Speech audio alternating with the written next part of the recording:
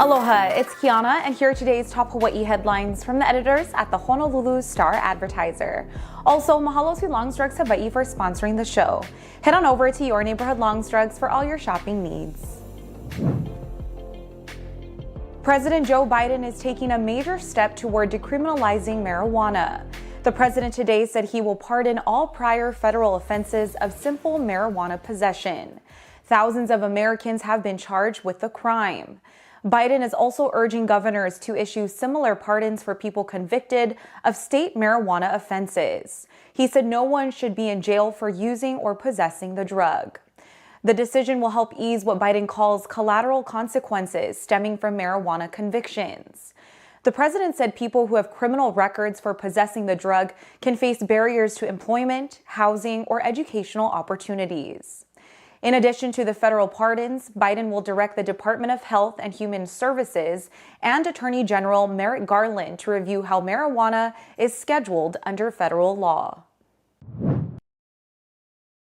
At least 37 people are dead, including dozens of children, after a former police officer opened fire in a daycare center in northeastern Thailand.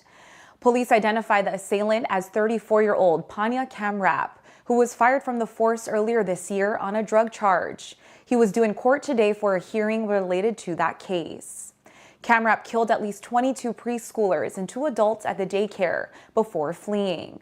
He later took his own life after killing his wife and child at home. A witness to the massacre said staff locked the door to the daycare when they saw Cayabyab approaching with a gun, but he shot his way in. Officials said a 9mm handgun was the primary weapon used in the attack, but a shotgun and knife were also used. The incident is believed to be the deadliest mass killing in Thailand's history. The search for a kidnapped California family has reached a tragic end. An 8-month girl, her parents, and her uncle were found dead in an orchard Wednesday, 2 days after they were abducted at gunpoint from their business in Merced. Authorities didn't release information about how and when police believe the family was killed. The victims were said to be close to each other when a farm worker found them in a remote area. The discovery was made just hours after relatives asked for the public's help in finding 8-month-old Aruhi Derry, her parents Jasdeep Singh and Jasleen Kaur, and uncle Amandeep Singh. Authorities said the family was taken by a convicted robber who tried to kill himself a day after the kidnappings. 48-year-old Jesus Salgado was in critical condition when he was taken into custody and had to be sedated at a local hospital. Police are now talking to Salgado to determine a motive behind the kidnapping and killings. 2 people are dead and 6 others are wounded after an attacker with a large kitchen knife went on a stabbing spree along the Las Vegas Strip before he was arrested. Metro Police said the incident was reported at about 11:40 this morning on the north end of the Strip. Witnesses said that they saw attacks in multiple locations. Some of the victims appeared to be showgirls or street performers who stand along the Strip and take pictures with tourists. Meanwhile, in Hawaii, 2 women were injured in an East Oahu home invasion on Wednesday. Police said a 26-year-old woman was watering plants outside of a home on Kalanianaole Highway at about 6:30 yesterday evening when a man armed with a pistol shoved her to the ground and restrained her. A second man, also armed with a gun, entered the home, choked a 56-year-old woman, restrained her, and demanded money.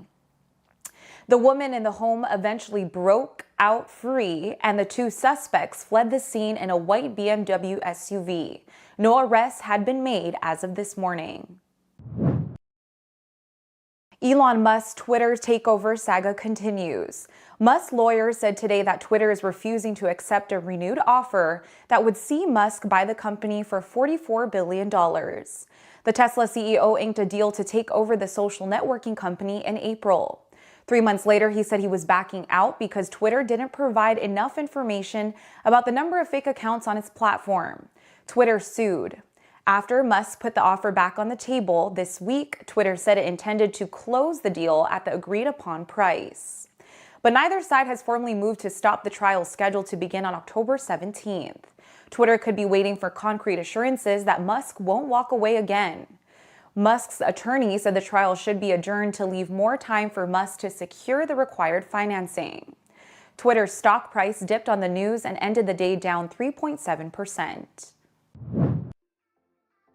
For more on these stories and all the latest headlines, subscribe to the Honolulu Star-Advertiser. Visit Hawaii's top source for breaking news online at staradvertiser.com and download the Star-Advertiser mobile app. Mahalo, have a great day, and we'll see you back here tomorrow. Also, don't forget to turn in your football fever ballots.